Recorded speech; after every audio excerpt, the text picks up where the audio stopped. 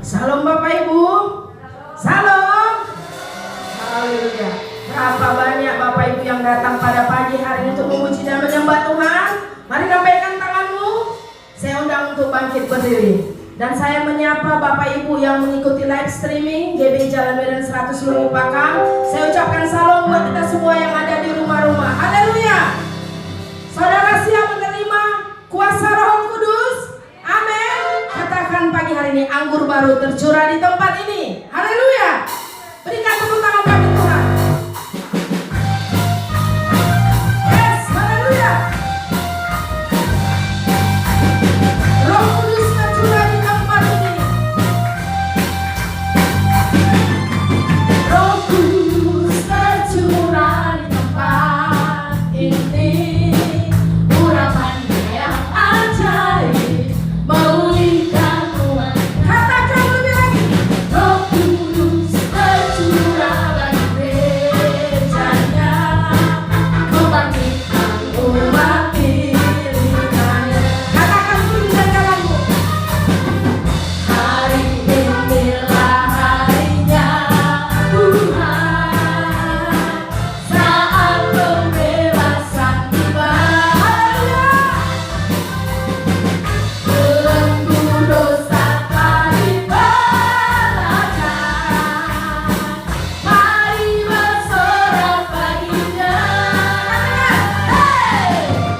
Anggur baru tercurah, penuhi umatnya dengan sukacita.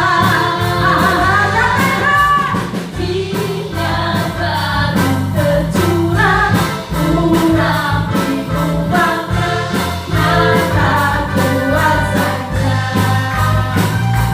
Saya mau cuma saja yang mengangkat pujian ini. Dengan semangat katakan. Haleluya, sama-sama katakan. Roh Kudus tercurah. Amin. Ini urapannya yang ajaib, memulihkan umat. Katakan lebih lagi. Roh Kudus tercurah bagi gerejanya, membangkitkan umat. Beritahu kiri dan kananmu. Katakan. Hari inilah harinya Tuhan. Haleluya. Saat pembebasan tiba. Belenggu dosa telah dibelahkan. Mari bersorak bersama. Anggur baru tercurah, penuhi umatnya dengan sukacita. Minyak baru tercurah, urapi umatnya, nyata kuasanya. Katakan nyata kuasanya. Nyata kuasanya. Haleluya. Nyata kuasanya. Haleluya. Anggur baru tercurah bagi gereja-Mu Tuhan. Roh Kudus-Mu Engkau nyatakan di tengah-tengah kami. Terima kasih Tuhan Yesus. Katakan haleluya. Berikan tepuk tangan yang lebih meriah lagi. Terima kasih Tuhan Yesus. Sukacita Tuhan memenuhi setiap kami Bapa. Kami percaya Tuhan, kenaikan-Mu Bapa ke surga adalah untuk menyediakan tempat bagi kami semua Tuhan.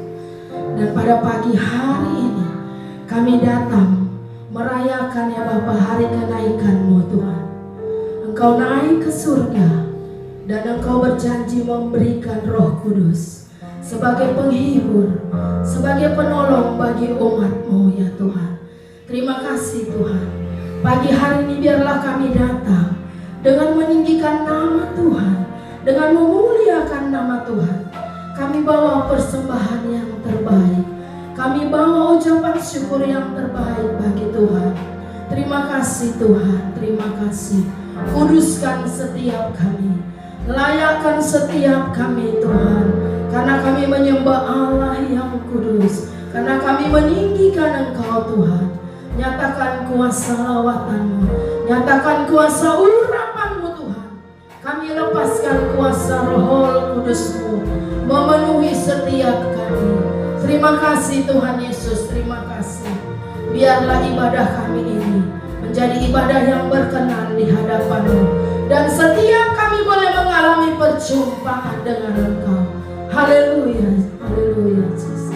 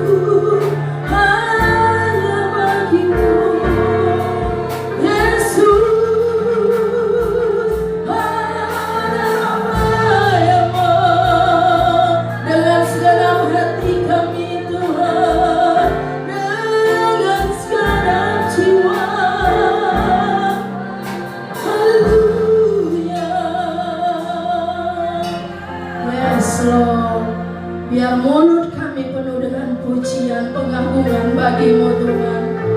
Kami siap menerima kuasa urapan-Mu Tuhan. Oh Rabakana Yashanda Rabakana. Kami mau meninggikan Engkau Tuhan. Haleluya.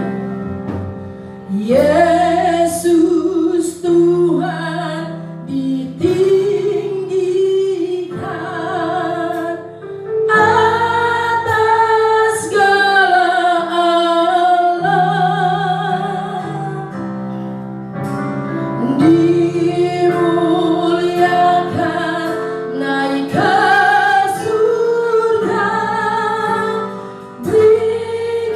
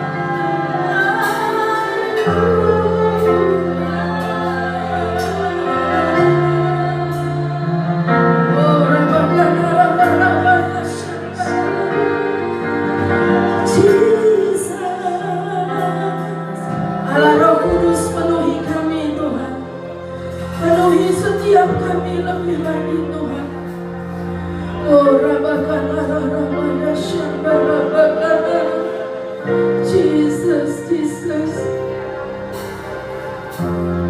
Allah Roh Kudus, penuhi kami. Thank you, Jesus. Haleluya. Ku rindu Kau selalu dalam hidupku. Katakan Allah Roh Kudus, Allah Roh Kudus, yes Lord. Ubah setiap hati kami, ubah hatiku, jadikanku jamalah. Ku rindu hadirat. Sama-sama katakan, ku sembah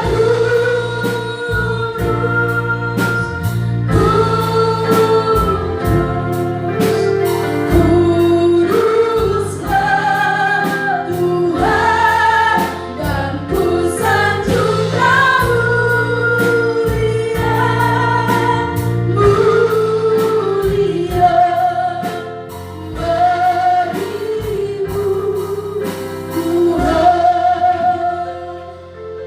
Allah Roh Kudus, Engkau yang memenuhi setiap hati kami Bapa. Sebentar lagi kami akan mendengarkan tuntunan-Mu pada pagi hari ini. Penuhi hati kami dengan urapan-Mu Tuhan. Dan Engkau yang mengurapi hamba-Mu yang akan menyampaikan kebenaran firman-Mu. Engkau yang menyatakan kuasa-Mu Tuhan lewat kebenaran firman ini.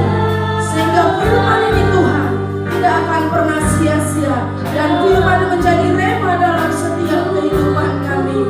Terima kasih Tuhan Yesus. Sama-sama katakan, Allah Roh Kudus,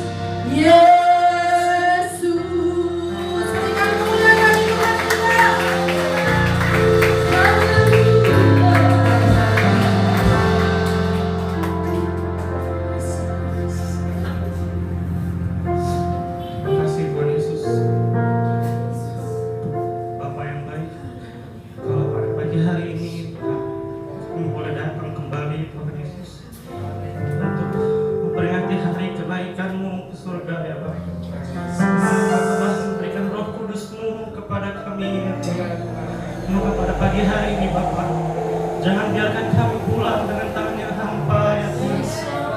Bapa yang baik, Engkau taruhkan Roh Kudus kepada setiap kami ya Tuhan.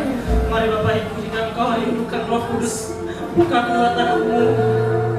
Tuhan mau kita menerima Roh Kudus pada pagi hari ini. Oh ya Rabbi ya Syakara ya Rabbi ya Rabbi. Mari rindukan Roh Kudus.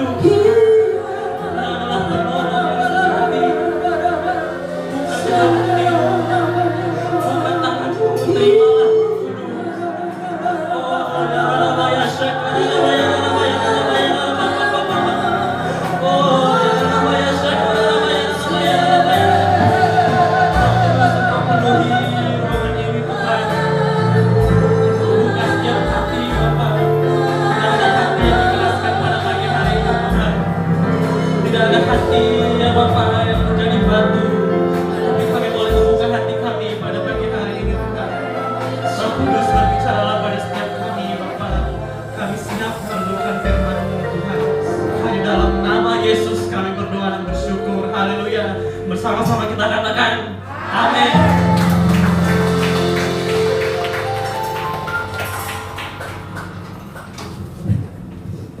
Silakan duduk Bapak Ibu.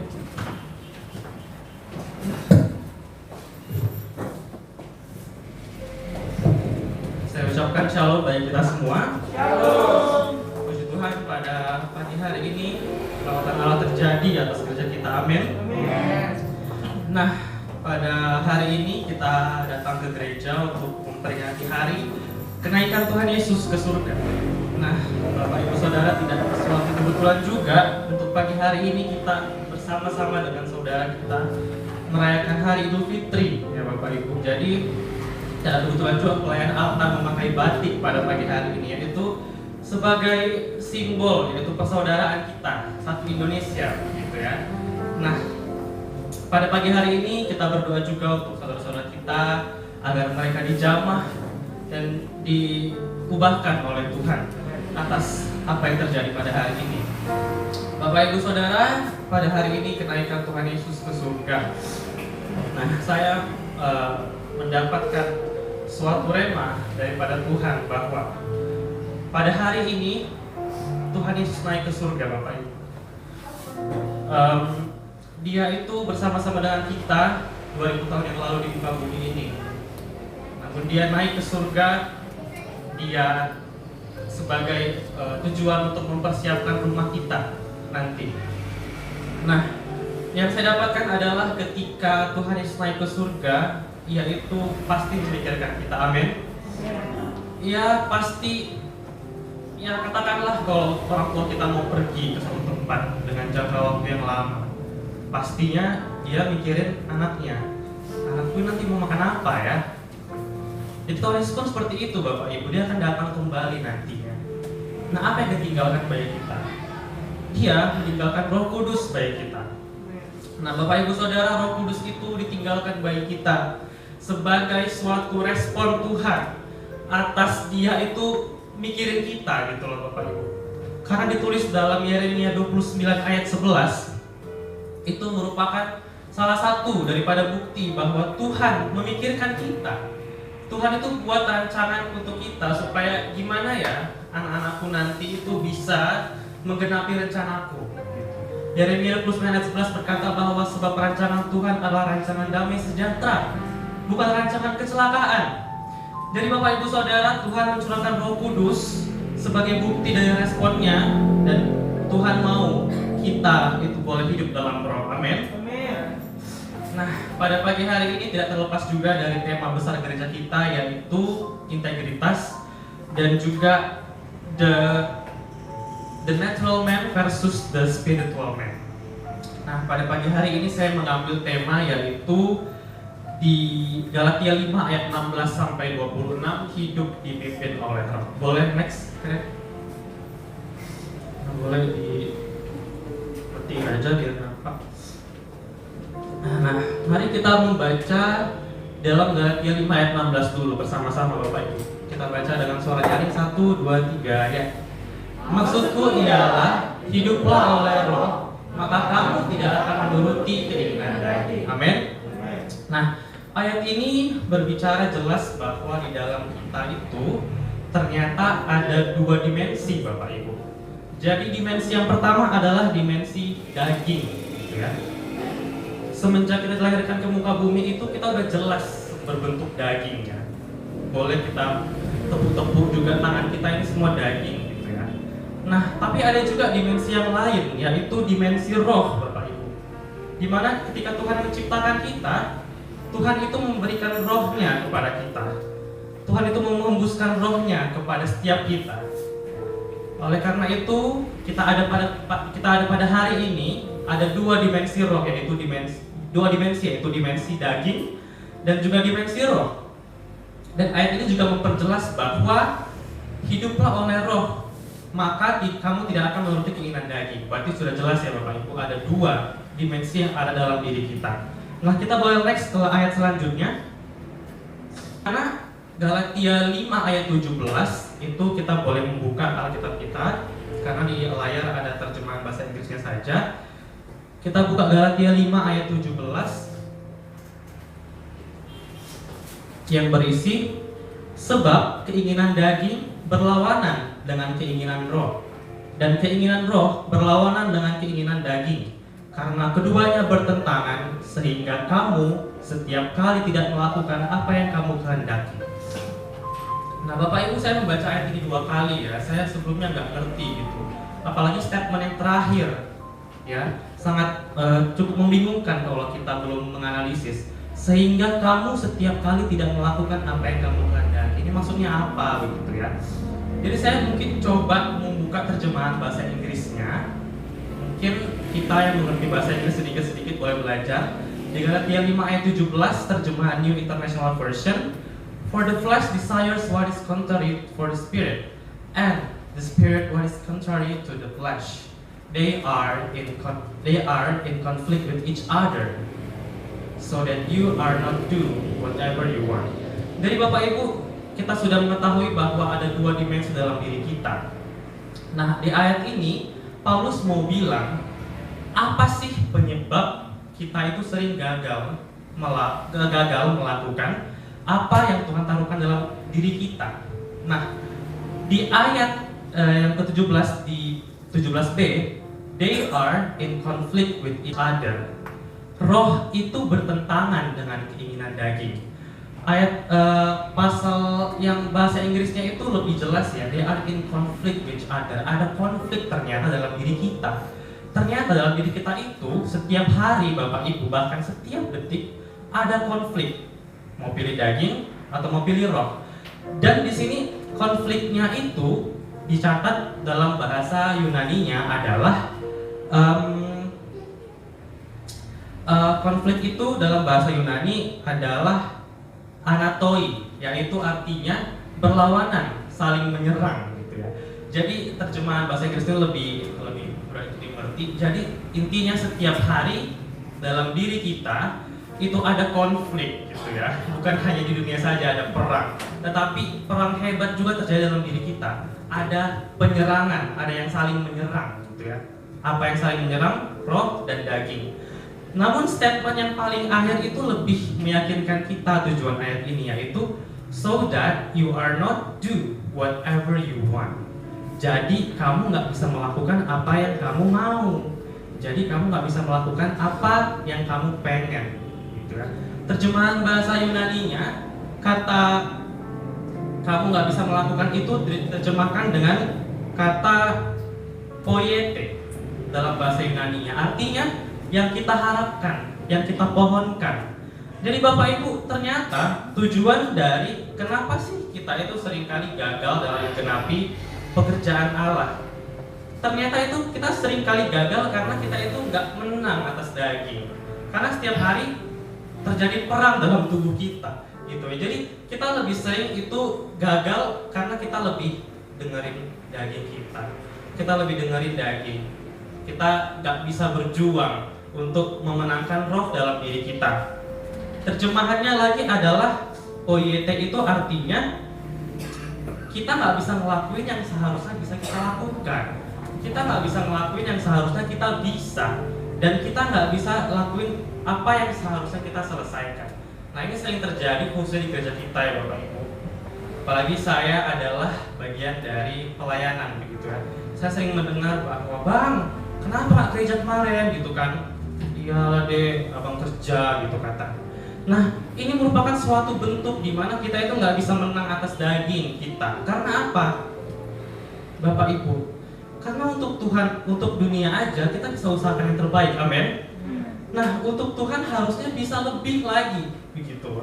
Jadi pesan dari ayat ini adalah kita harus bisa menang atas daging dalam diri kita, supaya kita itu bisa menggenapi pekerjaan Allah, amin. Lanjut ke slide berikutnya. Nah, di dalam hidup dimenangkan dari daging, tentunya pasti ada kata integritas, Bapak Ibu Saudara. Nah, integritas itu sangat erat ya dengan kehidupan roh. Karena pada dasarnya dasar kita berintegritas adalah karena kita itu memiliki roh Allah gitu ya. Nah, integritas itu sudah kita tahu ya, kita sudah melewati 1 tahun dengan integritas. Harusnya sih sudah wisuda gitu ya. Harusnya sih sudah paham betul dan sudah mengerjakan integritas. Tapi pada pagi hari ini kita bersama-sama mau belajar lagi tentang integritas, di mana integritas itu bukan hanya sekedar kita itu bisa selaras perkataan dengan perbuatan, tetapi juga kita berintegritas itu kita bisa diajarin untuk erat dengan roh Tuhan, gitu ya. Nah, Bapak Ibu, saya adalah seorang gap year. Saya itu menunda setahun untuk berkuliah karena kebetulan saya tidak lulus dalam tes tahun lalu, gitu ya. Jadi saya isi hari-hari saya setahun ini dengan belajar, ikut bimbingan. Dan di les itu, Bapak Ibu, saya belajar tentang TKP, tes karakteristik pribadi, gitu ya. Mungkin kalau Bapak Ibu pernah coba CPNS atau sama dengan saya mencoba kedinasan itu pasti tahu TKP, gitu ya. Jadi dalam TKP itu ada namanya aja itu tes karakteristik pribadi berhubungan dengan psikologi. Jadi isinya itu adalah kita itu memilih jawaban yang paling benar dari semuanya, gitu ya. Nah, jadi dalam TKP ini ada yang namanya integritas, moral integritas. Jadi kalau kata guru kami, kalau adik-adik memilih jawaban, adik lihat di situ pilihannya ada integritas, langsung pilih aja itu katanya. Langsung pilih aja. Karena memang itulah nilai yang paling besar, itulah nilai yang paling penting gitu ya. Jadi Bapak Ibu yang saya tangkap adalah dunia saja tahu integritas gitu ya. Dunia aja sangat ini ya, menonjolkan integritas. Pilih aja itu katanya langsung. Nggak usah boleh lihat lagi soal-soal itu. Kalau ada kata integritas, pilih aja langsung. Dunia saja terkadang seperti itu Bapak Ibu. Terlebih lagi kepada Tuhan, kepada dunia roh kita.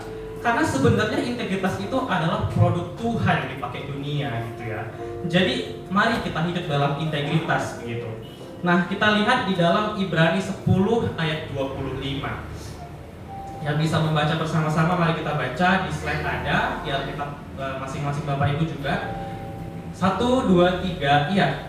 Janganlah kita menjauhkan diri dari pertemuan-pertemuan ibadah kita seperti yang dibiasakan oleh beberapa orang, tetapi marilah kita saling menasihati dan semakin giat melakukannya menjelang hari Tuhan yang mendekat. Wow, gitu ya. Menjelang hari Tuhan yang mendekat gitu ya. Jadi yang mau saya ambil dalam integritas pada pagi hari ini adalah bagaimana sih kita hidup dalam roh gitu ya. Gimana sih caranya kita itu betah hidup dalam roh gitu ya. Jadi dalam ayat ini kita dikasih tahu untuk kita itu nggak boleh jauh-jauh gitu. Ternyata kita nggak boleh jauh-jauh dari pertemuan-pertemuan ibadah kita. Nah, ayat Alkitab itu adalah ayat seperti langsung menusuk ya. Dia itu sangat belak-belakan. Alkitab itu nggak pernah ya, dia itu kalau mau mengatakan sesuatu langsung aja gitu loh. Karena ya Tuhan itu adalah Tuhan yang praktis gitu ya. Dia langsung bilang kayak gini, seperti dibiasakan oleh beberapa orang. Nah, di sini berarti ada ya beberapa orang yang masih malas, ada beberapa orang yang sering ninggalin ibadah gitu ya.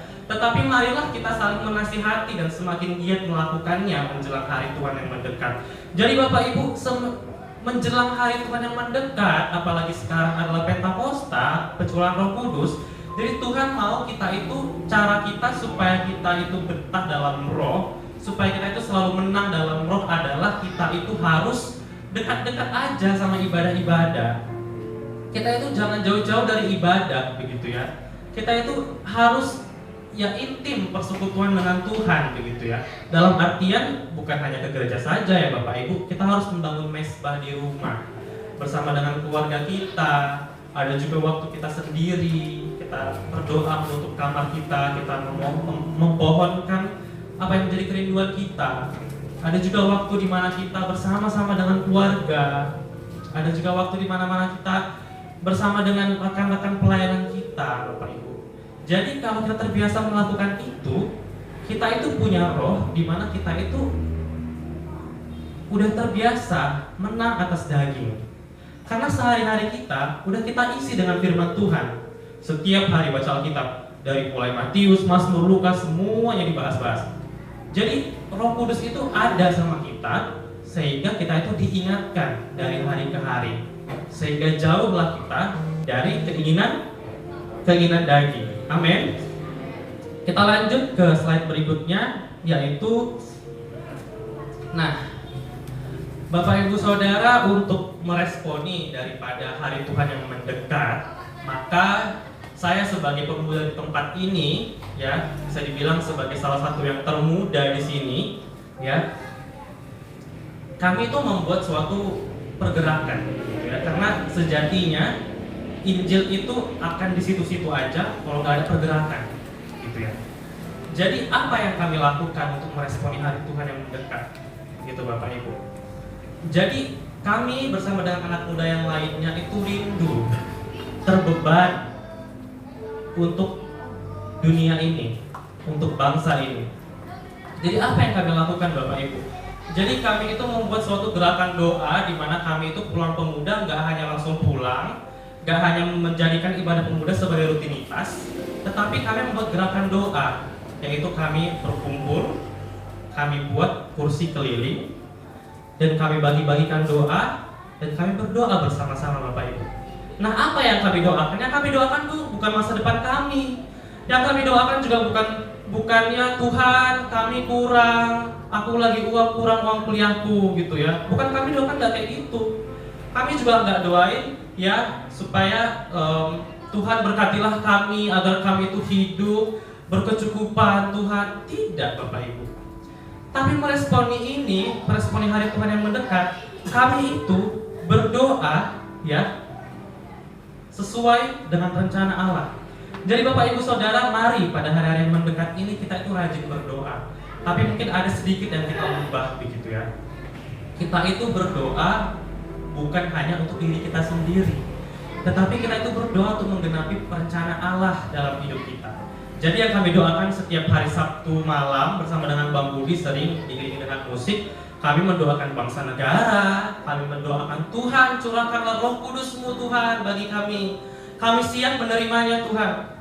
Kami berdoa juga buat tempat ini, karena kami memberikan hati kami Bapak Ibu melihat tempat ini rasanya nggak pengen pulang gitu ya. Kalau udah berdoa itu rasanya pengen lama-lama gitu ya. Jadi ada suatu kerinduan Bapak Ibu. Kita tuh menang atas daging, sehingga apa yang rencana Tuhan dalam hidup kami, dalam hidup kita jemaat di tempat ini bisa tergenapi. Amin. Amin. Jadi pada hari-hari ini Bapak Ibu, itulah yang kami fokuskan. Kami mulai memasukkan pokok doa bangsa negara. Tuhan, melawatlah bangsa kami. Terlebih-lebih pada hari-hari ini situasi semakin sulit Bapak Ibu. COVID-19 belum mereda juga, udah setahun lebih gitu ya. Jadi apa yang kita lakukan gitu? Kita nggak hanya berdiam di rumah self quarantine, tapi kita juga harus membuat ya, kita sentuh langsung Tuhan itu gitu ya. Jadi kami bilang ke Tuhan, Tuhan, bangsa kami lawatlah Tuhan, lawatan-Mu terjadilah buat bangsa kami. Kami berdoa keliling dan ditutup, sehingga kami pulang Bapak Ibu dengan membawa damai sejahtera karena kami hidup bukan untuk diri kami lagi. Amin. Mari kita rindukan juga hidup untuk membuat suatu gerakan-gerakan doa pada hari-hari ini. Dan juga slide selanjutnya. Nah, gimana sih caranya kita itu bisa menang atas daging? Gimana kita hidup dalam roh? Itu ya pertanyaannya. Nah, salah satu kunci dari bagaimana kita itu bisa hidup dalam roh adalah kita itu jangan memakai produksi jahat, gitu ya. Ini adalah penyakit gereja pada hari-hari ini, ya. Saya bukan pemerhati gereja sih sebenarnya, tapi saya itu rindu, gitu ya. Saya suka di gereja, gitu. Entah kenapa, kayak apa ya Bapak Ibu? Setiap hari Sabtu, gitu ya, saya membersihkan gereja ini, saya suka gitu loh, suka kali aku Tuhan gitu. Kayak suatu pekerjaan yang lain saya bisa tunda gitu loh Bapak Ibu, karena ngepel nyapu gereja itu kayak suatu kehormatan bagi saya gitu ya. Jadi saya itu bisa kemudian intim dengan Tuhan walaupun pekerjaan saya sangat rendah begitu ya. Saya di gereja ini hanyalah sebagai cleaning service dan juga multimedia begitu ya. Tapi ada suatu roh yang rindu sekali dengan Tuhan begitu ya. Jadi intinya adalah kita itu pakai produk Tuhan. Pada hari-hari ini tuh kita jangan suka pakai produksi jahat gitu ya. Kita suka kali pakai produksi iblis gitu ya. Iblis selalu menang dalam diri kita. Kenapa? Karena kita itu nggak sering pakai produk Tuhan gitu ya. Apa produksi jahat rupanya Timothy ya? Jadi produksi jahat itu saya bisa sampaikan gitu ya. Terutama saya masih anak muda begitu ya. Sering insecure, merasa nggak layak, merasa nggak pantas begitu ya Bapak Ibu. Jadi menjadi pertanyaan dari kita, kalau kita itu mau hidup dalam roh, kita itu nggak boleh merasa seperti ini Bapak Ibu, karena ini tuh adalah produk dari si jahat. Aku insecure kali lah mau melayani, aku itu masih ini loh, masih dalam dosa, seringkali aku melarang aku gitu ya. Aku seringkali lah ini masih ya berkata-kata tidak pantas dari mulutku. Aku tak layak melayani, gitu ya Bapak. Jadi itu adalah intimidasi dari si jahat, Bapak Ibu. Karena pekerjaan si iblis itu, ya, salah satu dalam Alkitab ditulis, ia adalah bapa dari segala tipu muslihat. Jadi jikalau ia, yaitu iblis, memberikan insecure, aku nggak pantas, dia itu selalu doktrin kita, Bapak Ibu. Setiap hari kalau kita mau melangkah, dia itu selalu ada bayang-bayang. Oh, kau mau melayani. Nah, dia itu selalu membuat suatu statement-statement dalam diri kita supaya kita itu merasa nggak pantas, nggak layak, suka insecure gitu ya. Saya pernah menjumpai satu anak muda ya, dia sudah lama sekali pelayanan, tapi kenapa sih belum dapat juga Roh Kudus gitu ya. Suatu waktu dia bilang sama saya, Tim, aku tuh belum bisa, belum layak gitu loh. Aku tuh masih kayak apa ya, masih banyak yang harus selesaikan gitu. Nah Bapak Ibu, kalau kita selalu memikirkan seperti itu, maka percayalah Roh Kudus itu ya tidak akan datang dalam diri kita. Karena apa? Kita sendiri sudah menutup pintu. Kita sendiri sudah lebih memilih daging, yaitu produk daripada iblis, insecure, merasa nggak pantas, merasa nggak layak Bapak Ibu. Jadi jika kau mau hidup dalam roh, maka buka hatimu. Maka jangan pakai produksi iblis. Jangan mau diintimidasi iblis. Misalnya kalau kamu ke gereja, ada datang hujan rintik-rintik, ke gereja itu masih 15 menit lagi, maka engkau harus menang atas daging. Engkau ambil inisiatifmu. Jangan turun rintik-rintik, ya, malas sekali pun, udah gak ada lagi becak yang lewat pasti. Kalau engkau sekolah, engkau usahakan untuk datang ke sekolah. Kenapa buat Tuhan enggak? Amin. Jadi mari Bapak Ibu, kita itu harus lebih berinisiatif lagi dalam ikut Tuhan, begitu ya. Jangan ada sedikit gangguan, udahlah Tuhan, nggak maulah. Jangan karena sedikit orang yang menegur, udahlah nggak usah ke gereja lagi lah, gitu ya. Itu di luar sana Bapak Ibu, amin. Jadi kita itu harus senantiasa Bapak Ibu memakai produk daripada Tuhan. Kita lanjut ke slide berikutnya. Nah, cara hidup dalam roh yang lagi adalah hadapi masalah bersama dengan Tuhan, gitu ya. Jadi kita itu sudah hidup dalam roh, Nah, pasti masalah pasti muncul Bapak Ibu. Gak mungkin masalah gak muncul kalau kita masih hidup gitu kan. Ciri-ciri orang hidup apa? Punya masalah gitu ya, punya masalah. Jadi sering sekali terjadi miskonsepsi dalam kekristenan, dimana kalau engkau ikut Tuhan, maka engkau terluput dari masalah. Wow, itu salah besar ya.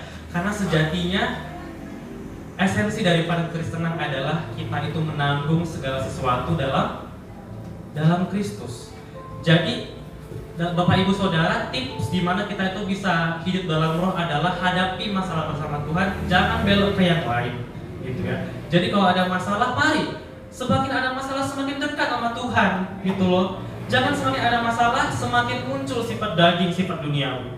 Jangan sekali ada masalah langsung ke gereja, gitu ya. Jadi semakin kita digerogoti oleh daging, semakin kita digerogoti oleh si iblis. Tapi kalau ada masalah, Bapak Ibu, Tuhan bantu aku Tuhan. Ini masalah. Tadi pagi kami baru ibadah subuh, sangat terberkati sekali dengan firman yang diberikan oleh Kak Elizabeth, berkata bahwa masalah adalah masalah. Wow, saya sangat terberkati dengan itu Bapak Ibu. Di mana ada masalah terjadi dalam hidup kita, di mana Tuhan itu, ya Bapak Ibu, masalah itu adalah suatu ujian.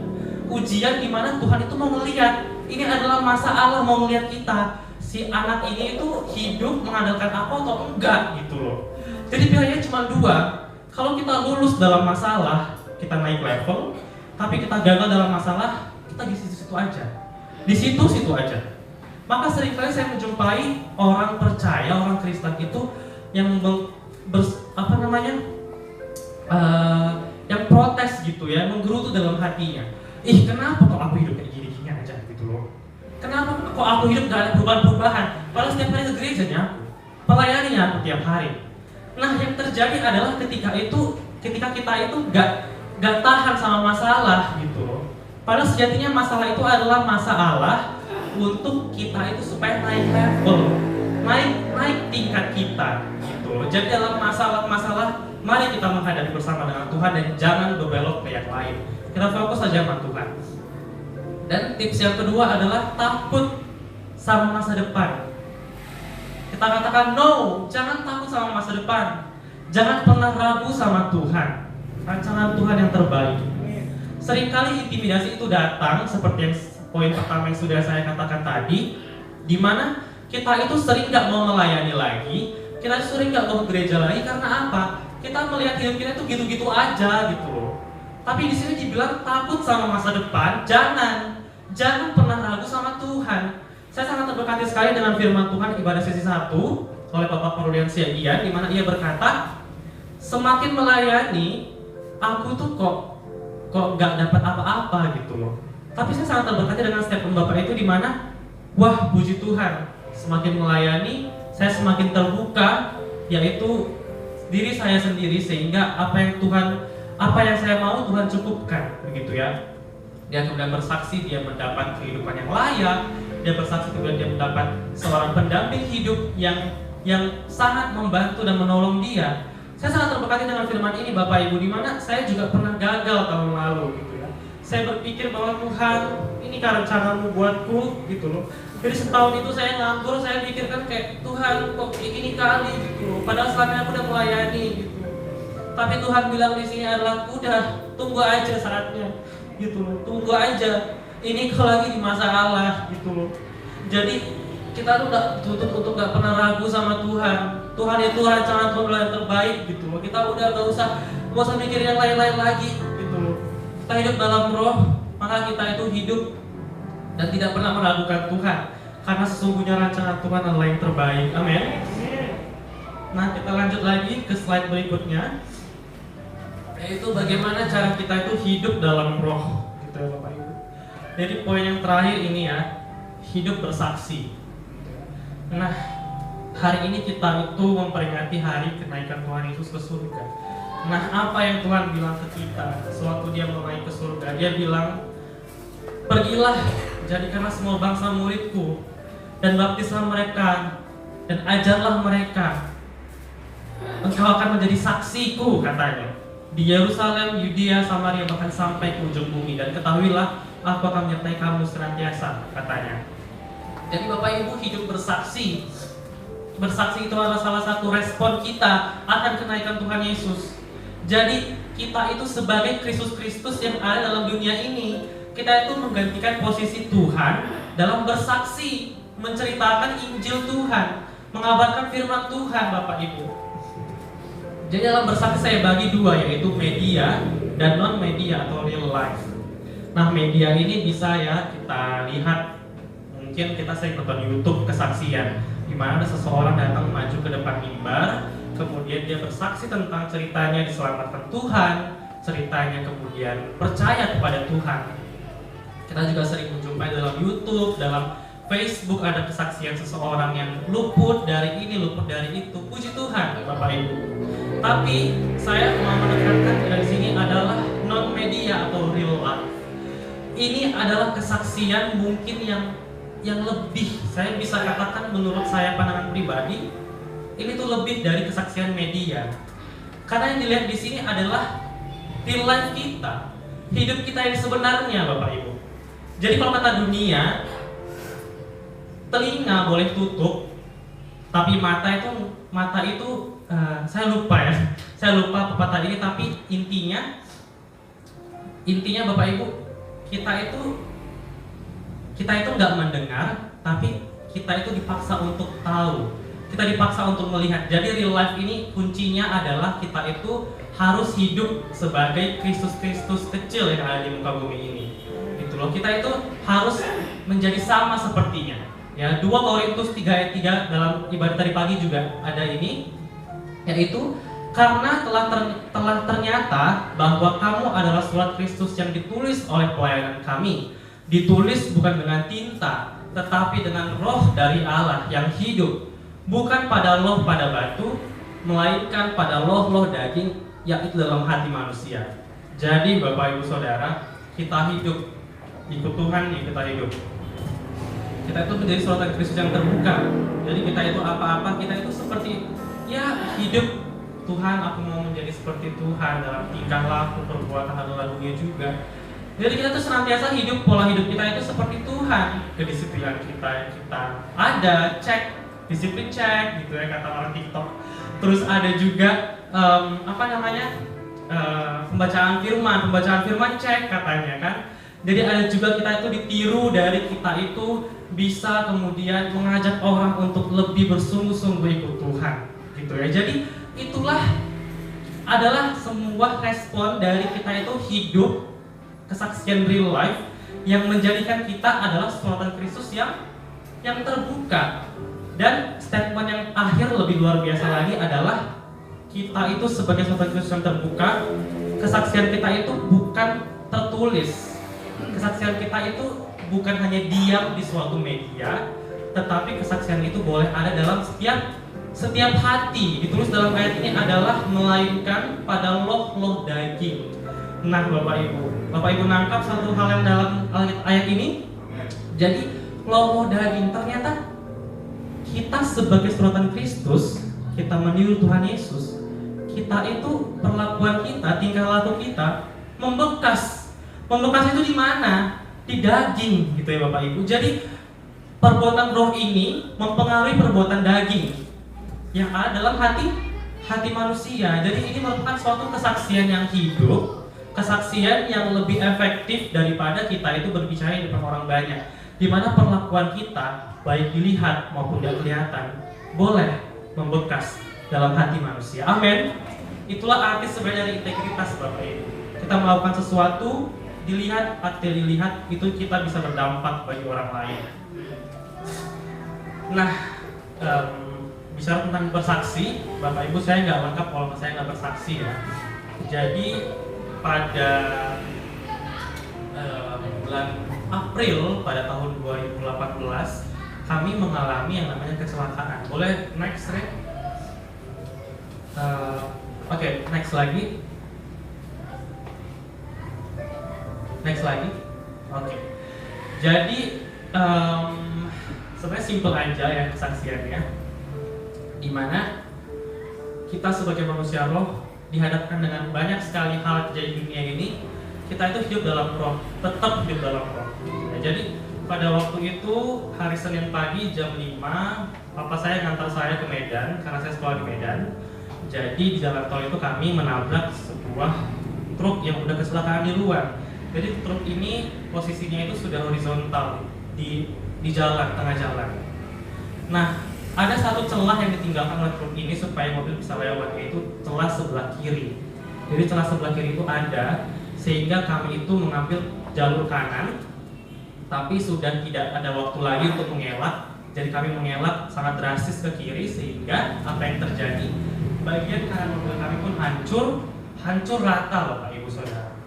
Jadi ini posisi mobil ini kalau bisa dibilang kalau dipukul aja dengan tongkat itu hancur, karena atasnya ini udah rapuh gitu ya, udah seperti mobil Lamborghini, nggak ada atapnya gitu ya. Jadi pada saat itu Bapak Ibu, boleh next slide. Nah, Bapak Ibu Saudara, yang membuat saya bangkit dari keterpurukan kesedihan pada saat itu, Bapak Ibu, pada saat kecelakaan saya sangat ingat betul posisi saya itu dalam mobil dan papa saya di sebelah kanan gitu ya. Pada saat kecelakaan saya menutup mata saya dan saya membiarkan semua terjadi dengan bebas. Mungkin saya membuka mata saya, mungkin yang terjadi adalah saya sudah kehilangan kaki saya, ataupun membuka mata saya sudah terluka di bagian kepala karena sangat dahsyat Bapak Ibu. Peruntuhan kaca itu boleh mungkin kalau iblis lebih berkuasa ya, runtuhan kaca itu boleh menerpa kepala kami sehingga kami pun bentukannya tidak seperti ini sekarang. Tapi yang terjadi adalah ketika Tuhan menyelamatkan kami dan keadaan kami masih seperti ini Bapak Ibu. Bayangkan, ini bukan lelucon, tapi ini kecelakaan dan orangnya itu udah duduk di sini gitu. Jadi yang saya tangkap adalah ketika Tuhan meluputkan kami dari kecelakaan itu adalah suatu gift atau bisa dibilang hadiah kecil dari Tuhan. Karena pasti aja ada aja Bapak Ibu, kita apa hadiah dari Tuhan kalau kita itu hidup sungguh-sungguh. Tuhan gak bakal ninggalin kita gitu loh. Jadi kita itu harus berkelanjutan sungguh-sungguhnya, jangan musiman gitu loh. Jadi ini adalah gift yang terindah dalam hidup saya bisa bilang, karena Tuhan mengantarkan kami boleh terluput dari kecelakaan. Saya menyaksikan Bapak Ibu, kondisi saya pada saat itu saya memakai baju you can see. Saya memakai lengan pendek dan celana pendek. Kebetulan itu baru aja bangun tidur dan saya malas sekali untuk balik lagi ke Medan. Saya udah lupa, saya jalan ke mobil terus dibilang bapak mungkin cepat gitu ya, seperti itulah kira-kira. Jadi dalam keadaan you can see itu Bapak Ibu, lihat tubuh saya sendiri tidak ada terkena suatu serpihan apapun. Tidak ada suatu besi pun yang menusuk dalam organ tubuh saya dan papa saya. Di sini saya sangat mengucap syukur pada Tuhan. Kemudian kami menunggu pertolongan daripada ambulan untuk membawa papa saya, karena papa saya itu sebenarnya nggak kenapa-napa, tapi dia sedikit sesak ya, mungkin shock gitu ya, karena bayangin aja jalan lurus di subuh-subuh jalan lurus dengan kecepatan yang cukup tinggi, tiba-tiba ada truk kecelakaan, langsunglah jantungnya itu langsung belok ke kiri, seret gitu katanya. Langsunglah terjadi, mungkin shock ya, saya nggak ngerti kesehatan tapi itulah terkatakan saya. Jadi kita menunggu ambulan dan di jalan itu ya seperti biasalah situasi orang kecelakaan. Ya mungkin kakak nelpon nangis-nangis dan juga mungkin mama udah hampir pingsan gitu ya. Dan pada saat itu sampailah di rumah sakit di mana kami itu, papa saya itu didudukkan di ruang ICU pada saat itu. Dan saya duduk di luar ruangan karena saya nggak tahan Bapak. Saya ya sampai dengan saat ini saya nggak pernah melihat keadaan orang tua di mana orang tua itu dipasang oksigen gitu. Saya udah aku dulu aja gitu. Sampai di luar Bapak Ibu saya duduk, saya membayang-bayangkan kembali apa yang sudah terjadi dalam hidup saya barusan aja gitu, fresh from the oven kata orang Batak gitu ya. Jadi saya membayangkan Tuhan, kami diluputkan gitu loh. Kayak hati ini masih kayak Tuhan, tubuh kami masih lengkap. Tuhan terima kasih gitu. Dan saya mulai merenungkan juga lagi adalah ketika Tuhan, siapa sih sebenarnya kami gitu, sehingga Engkau meluputkan kami gitu. Saya mengingat dosa saya kembali, betapa najisnya saya, betapa kotornya saya sebagai manusia berdosa. Tapi apa yang terjadi Bapak Ibu, Tuhan selamatkan kami. gitu. Jadi saya terduduk dan Roh Kudus datang kepada saya, udah, gak usah korban itu. Kata Roh Kudus sama saya apa? Timothy, nyanyi kau. Nyanyi kau. Tuhan sudah selamatkan kau sama bapakmu. Nyanyi kau, kata Roh Kudus. Maka keluarlah satu lagu. Lagu yang saya gak pernah merenungkan sebelumnya, Bapak Ibu. Saya gak tahu ini lagu kenapa tiba-tiba muncul. Dimana saya adalah orang Batak KTP gitu ya. Saya gak tahu bahasa Batak. Even itu bahasa Batak yang paling simpel saya gak tahu. Ya, tapi lagu ini muncul. Saya jarang dengarkan lagu ini, tapi Roh Kudus suruh saya. Oke. Saya teringat akan lagu, saya nggak pernah nyanyi kalau saya nyanyi. Dung sonang roh aku di bayi Yesus katanya. Habis itu saya searching aja langsung gitu ya. Saya cuma tahu sampai situ aja. Gitu. Dan saya bernyanyi, kemudian Roh Kudus mengingatkan saya, menghibur saya, udah Timothy. Udah, engkau sudah diselamatkan. Apa yang kau perbuat habis ini? Itu kata sama saya. Dari suatu peristiwa iman ini, saya belajar bahwa yang pertama, Roh Kudus itu adalah pemimpin kita. Roh Kudus itu tugasnya itu mengingatkan sama kita hal-hal yang kita itu mungkin lupa. Tapi untuk memuliakan nama Tuhan, Roh Kudus ingatkan nama kita. Amin. Bapak Ibu mengerti? Jadi sebenarnya itu lagu itu bukan menghibur saya sebenarnya. Tapi Roh Kudus ingatkan buat saya, kau nyanyi lagu ini, permuliakan nama Tuhan sekarang. Itu katanya sama saya. Sangat manis saya rasa. Senang kali hatiku Tuhan kau buat. Senang kali roh aku ini kau buat, rohku ini kau buat gitu. Jadi di saat itu saya menangis, saya bersyukur kepada Tuhan. Tuhan sudah luputkan saya lagi dan lagi dan lagi. Maka pertanyaannya adalah apa yang saya perbuat habis ini? Hiduplah dalam roh. Itu kata Tuhan. Kemudian kita balik lagi ke gambar yang sebelumnya, dua gambar sebelumnya. Nah, di sini kita mau belajar tentang Roh Kudus, gitu ya. Nah, hidup yang menghasilkan buah adalah kekristenan yang sebenarnya. Next, right? Sebelumnya lagi. Nah. Buah-buah roh, the fruit of the spirit. Buah-buah roh. Jadi ini Bapak Gembala minta saya untuk menyampaikan ini lagi pada hari ini karena ini cukup penting bagi kita. Saya dengan cepat menjabarkan, yaitu yang pertama love, yaitu cinta, kasih. Yaitu kita harus belajar dari cinta yang udah Tuhan kasih sama kita. Pengorbanan Tuhan itu adalah pengorbanan agape. Koreksi saya apakah saya salah, tapi pengorbanan Tuhan adalah pengorbanan yang tidak memandang siapa kamu, tidak meminta balas. Mari kita lakukan dalam hidup kita, yaitu kasih, love. Yang kedua adalah sukacita. Tidak kebetulan Bapak Ibu, nama saya itu adalah Timothy, cara memberasi semua orang. Cara itu artinya sukacita dalam bahasa Yunani. Jadi sukacita itu adalah sukacita di mana kita itu nggak menentukan keadaan kalau kita sukacita. Bukan hanya pada saat kita itu diberkati sukacita, tapi kita itu bersukacita dalam keadaan apapun. Karena sukacita di sini bukan happiness, bukan a thing that make you laugh, bukan sebuah sesuatu yang membuat kamu ketawa. Tapi sukacita di sini adalah pakai kata joy, yang artinya itu senang, bergembira karena Tuhan, bukan karena dunia ini. Yang ketiga adalah damai sejahtera. Bahasa Yunani adalah Iren. Wow, indah sekali ya Iren. Yaitu damai sejahtera. Apapun kejadiannya, Bapak Ibu Saudara, kita itu bisa hidup di dalam peace atau damai sejahtera. Kekristenan sering dikenal dengan kata shalom. Kalau kita berkunjung ke rumah orang shalom, gitu ya. Bukan langsung bukan langsung kayak gitu, tapi kita harus shalom dulu. Kita harus bertata krama juga, gitu ya. Jadi shalom artinya peace be with you, damai sejahtera bagimu. Damai sejahtera aku tinggalkan bagimu. Kemudian apa yang diajarkan dalam buah roh adalah kesabaran, yaitu passion, ya, kesabaran. Kita fokus dalam penantian sama Tuhan. Walaupun janji kita belum digenapi, kita fokus sama Tuhan aja.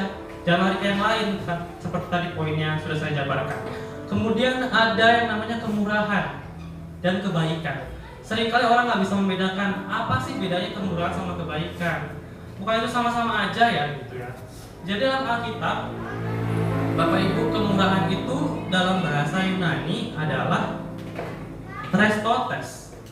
Chrestotes ini artinya adalah good in action. Jadi kemurahan itu mengandung arti kebaikan juga, tapi didukung dengan aksi gitu ya. Jadi itulah kenapa kita nggak pernah mendengar, kita selalu mendengar ada orang bilang, ih kok murah kali dia senyum, ih kok murah kali dia berbagi gitu ya. Jadi murah itu kebaikan ditambah dengan aksi, sama dengan kemurahan. Berbeda dengan kebaikan.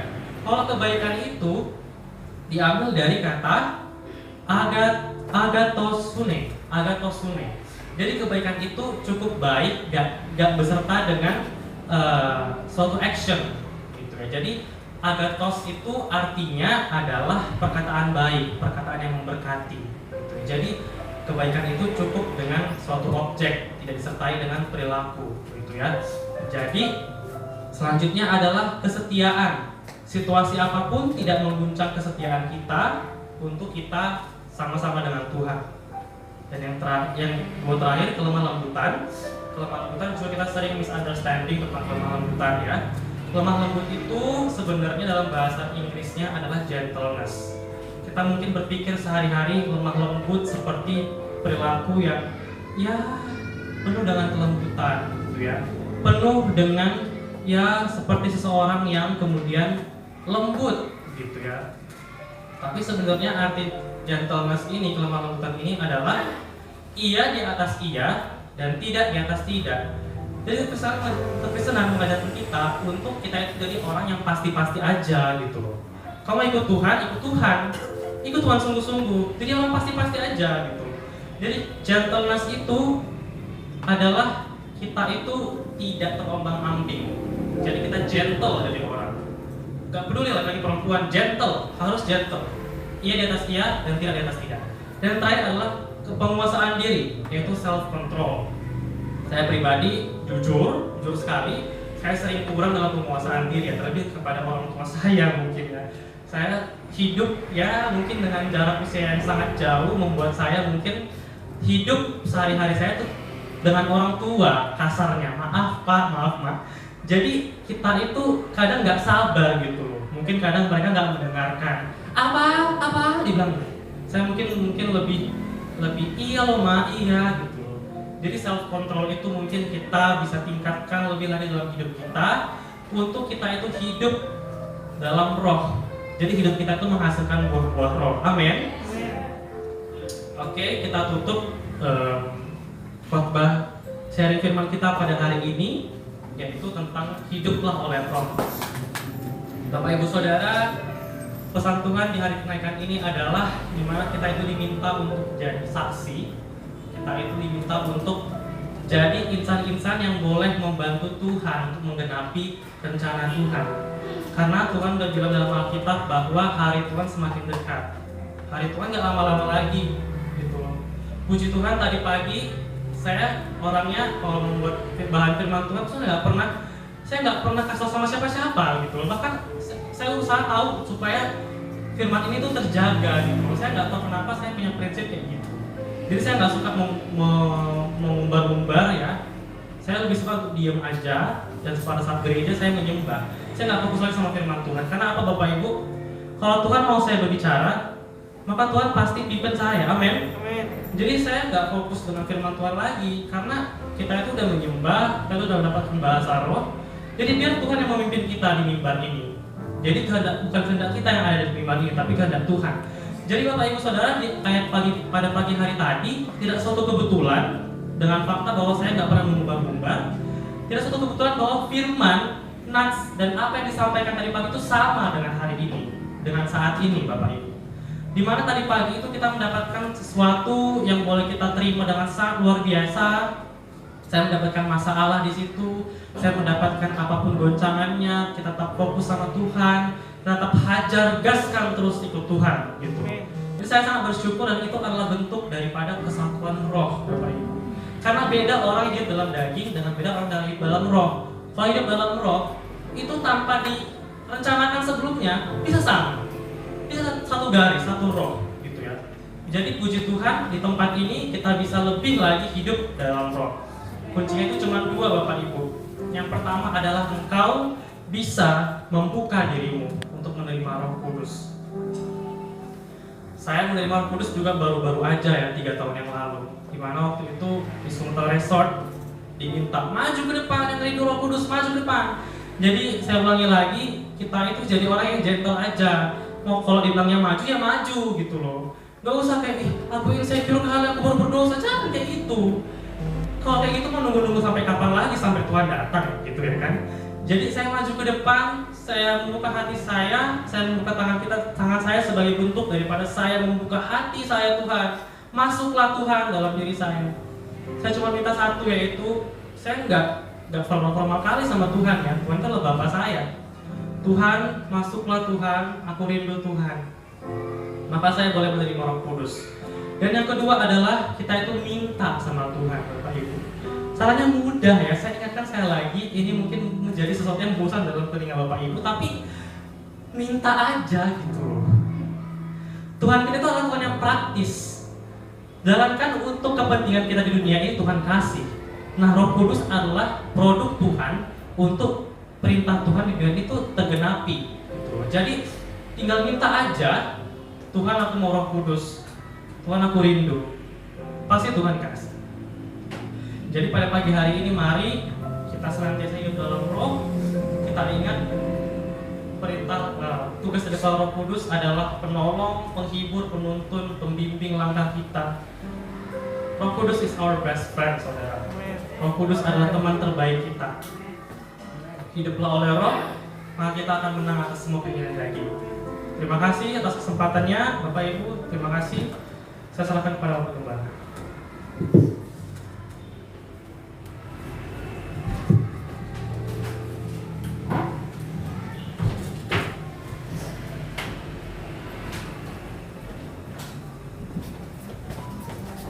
Bapak Ibu Saudara kasih Tuhan, ibadah hari ini spesial. Katakan spesial. Coba kasih sapa kiri kanan. Ibadah hari ini spesial. Kenapa spesial? Karena hari ini agama besar di dunia saling bertemu dan kita berdoa kepada Tuhan. Lawatan Allah turun, amin. Akan terjadi seperti dalam Yesaya 60 itu. Lembu kedar Nebayot akan berhimpun untuk ibadahmu. Ini perkataan Tuhan, amin. Maka di dalam perayaan kenaikan, ibadah kenaikan Yesus ke surga, dia sudah diterangkan tadi oleh pengkhotbah bahwasanya dia kurang lebih 33 tahun bersama dengan kita, sekalipun bukan masa kita yang dahulu di atas kita ya, di Yerusalem, Yudea ya, beliau Yesus Allah itu menjelma menjadi manusia. Dan kenapa dia turun? Karena manusia pertama gagal, amin. Dan Tuhan konsekuensi integritasnya jalan. Kalau A katanya A, manusia Adam telah diberikan otoritas semua kuasai, kata Tuhan Allah. Tapi Adam tidak menerima ataupun tidak mau melakukan ketaatan. Akhirnya apa? Dia kompromi kepada namanya Satan, iblis, berbentuk ular. Akhirnya singkatnya dia diusir dari taman itu dan dia merasakan namanya penderitaan. Istrinya tetap mengandung, namun dia melahirkan. Sakit bersalin dia alami sampai hari ini. Makanya ada Tuhan mengingatkan lewat gereja kita, hiduplah dalam roh, bukan hidup dalam daging. Amin. Maka jadilah Allah menjelma menjadi manusia. Dia bersama dengan kita, dan hari ini kita meringati dan kita beribadah kepada Tuhan. Yaitu dia naik ke surga dan dia berkata di dalam Yohanes 14 ayatnya yang ke-16, aku akan minta kepada Bapa dan Ia akan memberikan kepadamu seorang penolong yang lain, supaya Ia menyertai kamu selama-lamanya. Amin. Tuhan menyertai saudara dan saya selama-lamanya. Katakan, Tuhan menyertai saudara dan saya. Katakan kiri kanan. Dengan cara apa? Dengan cara hidup. Lalu dikatakan, tetapi penghibur yaitu Roh Kudus yang akan diutus oleh Bapa dalam namaku, Dialah yang akan mengajarkan segala sesuatu kepadamu dan akan mengingatkan kamu akan semua yang telah kukatakan kepadamu. Haleluya. Luar biasa ini Tuhan kita. Amin. Berikan tepuk tangan bagi Allah kita. Haleluya. Haleluya, katakan. Mari bangkit di saudara kasih Tuhan. Kita angkat pujian. Tuhan, aku rindu. Tuhan, aku siap. Penuhi aku dengan Roh-Mu. Ku rindu lawatan-Mu.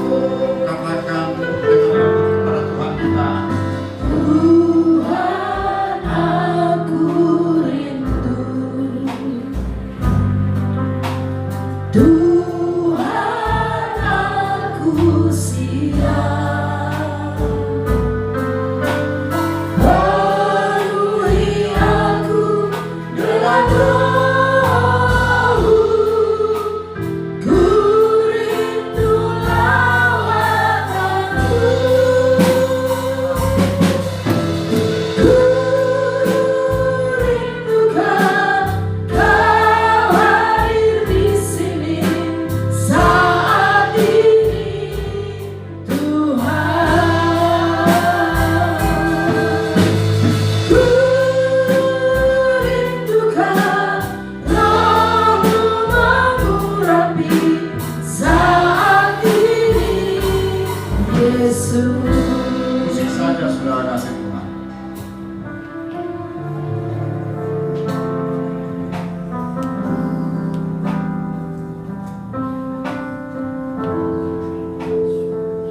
Dalam suratan Korintus kepada jemaat pada waktu itu, oleh Paulus menuliskan surat ini kepada jemaat di Korintus. Bahwasanya kamu adalah suratan yang terbuka. Kalau tadi pembicara telah menerangkan luar biasa dalam usia mudanya,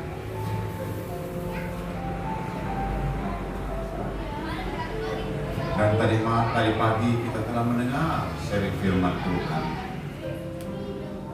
bahwasanya orang Kristen punya masalah, tapi masalah itu jangan diganggu, dipenggal katanya masalah. Masa-masa yang kita hadapi hari-hari ini tidaklah baik, tapi kita hadirkan Tuhan, itulah masalah. Berikan tepuk tangan bagi Allah kita. Katakan haleluya.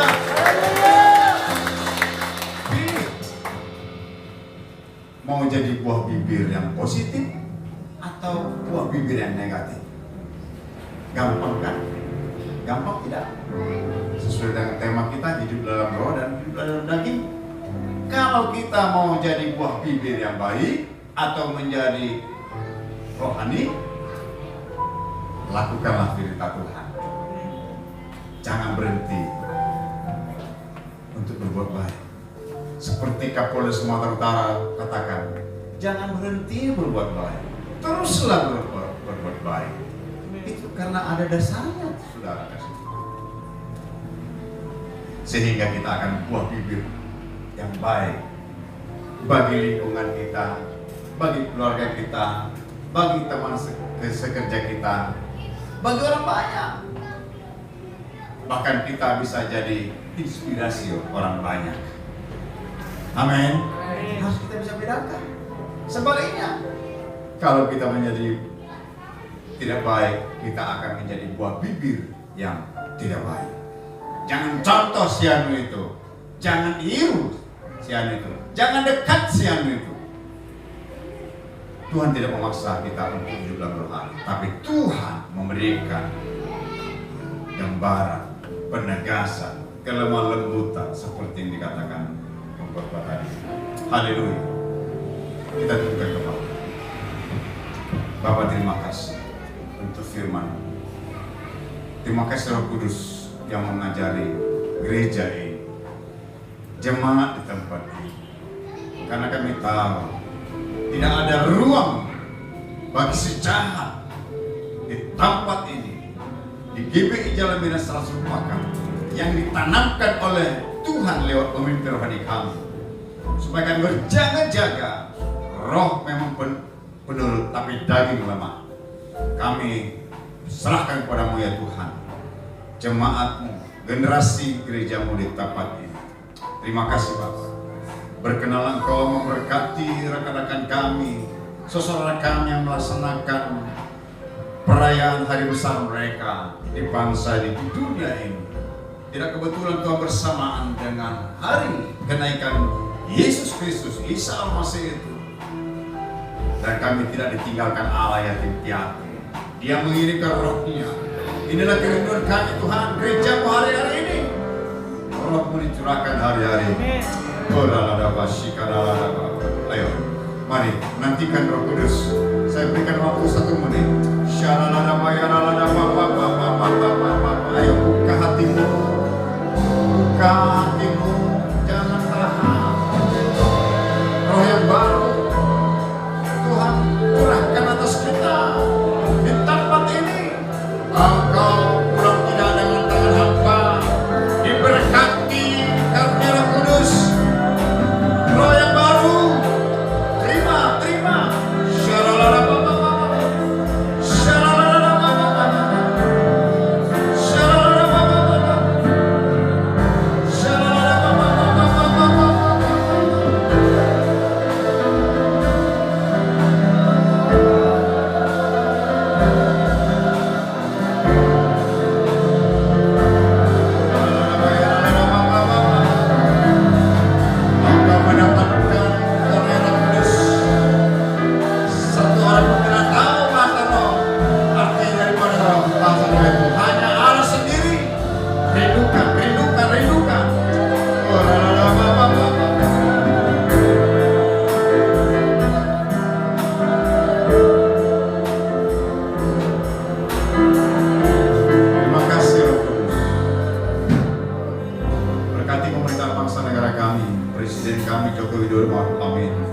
Kami Indonesia Bersatu, para menteri ya Tuhan. Demikian juga Tuhan, TNI Polri dan seluruh elemen masyarakat untuk menjaga bangsa ini dari radikalisme intoleransi. Terima kasih Bapak. Demikian juga Densus 88 dan KPK, seluruh institusi hukum untuk mengawasi keuangan daripada bangsa ini. Terima kasih Tuhan Yesus untuk gerejamu, Pemimpin Pak Niko, Pak Bambang, PD Prayitno, ketika Wakil Gembala, dan seluruh pekerjamu di tempat ini dan jemaat Tuhan. Terima kasih untuk keamanan dan kenyamanan kami beribadah. Terima kasih untuk kepatuhan protokol kesehatan yang diarahkan oleh pemerintah kami untuk tidak mudik dan menjauhi kerumunan orang banyak. Terima kasih untuk protokol kesehatan yang kami laksanakan di wadah ini. Terpuji terpuji Engkau Bapa. Kami akan pulang dan sebelumnya kami angkat tangan kami. Katakan Shalom Yerusalem. Shalom Yerusalem. Damai dan sejahtera daripada Allah atasmu. Sentosa ada lingkungan puri tembokmu. Marilah kita pulang. Terimalah berkat dari Allah Bapa, cinta kasih sempurna dalam anak Yesus Kristus, dalam persekutuan yang manis kuasa Roh Kudus. Itulah menyertai kita hari ini, esok hingga Maranatha. Tuhan Yesus menjemput kita di awan-awan yang bermain bersama dengan saya katakan amin.